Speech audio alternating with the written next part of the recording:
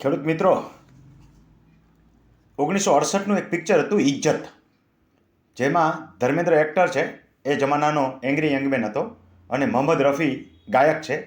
ક્યા મિલીએ એસે લોગો સે જિનકી ફિસરત છુપી રહે, નકલી ચહેરા સામને આए અસલી सूरत છુપી રહે. મને એક આવો ભાઈનો ફોન છે એટલે આ ગીત યાદ આવ્યું. સાંભળો એમને. અગાઉ હું એને ચેતવું છું તો પણ બોલે છે. યુટ્યુબમાં મૂકશું, વાત કરીને કહું છું કે યુટ્યુબમાં મૂકશું. બરાબર. બોલો શું પૂછવાનું છે? આપણે એક લોન 1965 માં નામંજૂર થયેલ હતી. શું કામ નામંજૂર થઈ હતી? લખતો જાઉં છું. 1965 ની જમીન કેવા પ્રકારની હતી? નવી શરત. નવી શરતની સાંથળીમાં મળેલી જમીન હતી. હા. હવે શું થયું? એમાં નોંધ નામંજૂર થઈ. શું કામ નામંજૂર થઈ? નવી શરત હોવાને કારણે. તમે વેચાણ કર્યું એમ તો બોલો. હા, વેચાણ.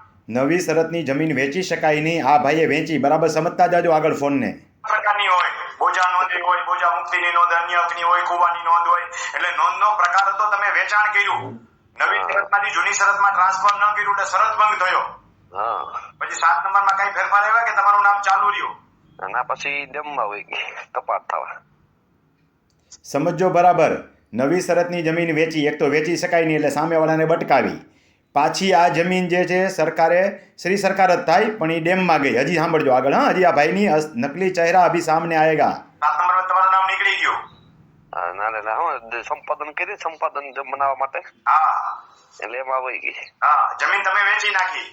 ના તો ટૂંકમાં ડેમ બનાવવા માટે સંપાદન નોંધ ના નામંજૂર ક્યાંથી થઈ? શેની નોંધ નામંજૂર થઈ? શેલી નોંધ થઈ. નવી શરત ને વેચાણ વ્યવહાર નોંધ નામંજૂર. તો વેચાણ ની એમ તો કહું છું કાકા અમારા કે જમીન નવી શરતની વેચાણ થાય નહીં, તમે વેચાણ કરી નાખી. હા. હવે કબજો કોની પાસે છે? ડેમમાં છે. હા. સાંભળજો બરાબર. આ ભાઈની લાલચ હજી ક્યાં સુધી જાય છે? હા, શું કરવા માંગો છો? પાછી પરત મળે તો કોના મળે? બોલો. વેચી નાખ્યા પછી ભાઈને પરત જોઈ છે. તમને મળે એવું ઈચ્છો છો? લેનાર ના મળે કે જે જૂના વ્યક્તિ તમે ઈચ્છતા હો તો તમારી ફેવરમાં જરા સલાહ આપું. આપણે તો નીતિમત્તા મૂકીને સલાહ આપીએ. તમે નીતિમત્તા મૂકીને પ્રશ્ન પૂછો એટલે બોલો કેટલી ફી મને આપશો એટલે એવી સલાહ આપું. ના એવું નહીં. એટલે કોને તો કાયદેસર કોને મળે એમ? કેવડી ઉંમર છે તમારી? 30 વર્ષ. હે? 30 વર્ષ. 30 વર્ષ. નીતિમત્તા શું કહે છે? કેટલું ભણેલા છો? ગ્રેજ્યુએટ છો? વાહ રે વાહ મારા વાલા. દુનિયા સુધરી ગઈ, આપણે નહીં સુધરીએ ગ્રેજ્યુએટ થયા તોય. નીતિમત્તા શું કહે છે એમ કહું છું.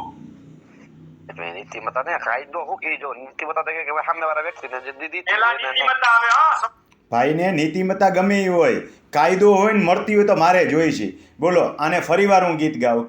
યા મિલીએ સે લોગો સે જિનકી ફિસરત છુપી રહે, નકલી ચહેરા સામને આए અસલી सूरत છુપી રહે. ભાઈ રમણીકભાઈને ફોન કરતા પહેલાં 7 વાર વિચાર કરજો. ખોટા માણસોને હું સલાહ આપતો નથી. બીજા નંબરની અંદર કાયદો કદાચ હુજે એ કહેતો હોય પણ નીતિમત્તા પ્રમાણેની હું સલાહ આપું છું. આમાં તો કાયદોય ખોટો એની ફેવરમાં નથી, નીતિમત્તા એની ફેવરમાં નથી. છતાંય ભાઈને જોઈ છે. તમારી પાસે કાંઈ ઉકેલ હોય તો કોમેન્ટમાં લખજો અને આ ભાઈના નંબરે આપીશ, એને આપજો. હા.